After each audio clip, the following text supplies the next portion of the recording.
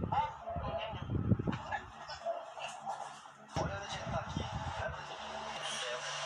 por isso que ele tava mandando.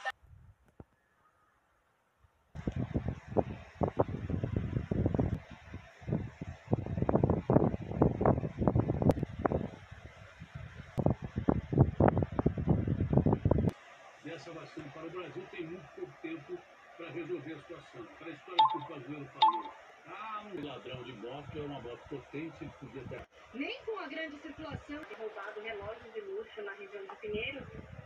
O sujeito tentou disparar contra o peito dele para o bandido na troca de tiros levou. Árvores e até churrasqueira. Úrico, acetona e éter. Conselho aos caras a mané e lançar. Assim é 10.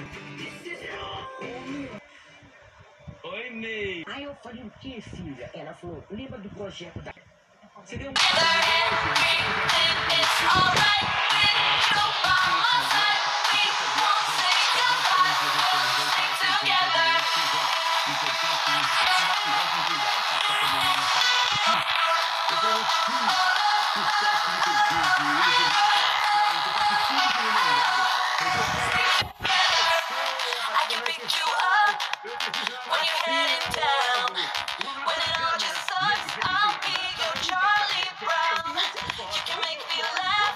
Laugh.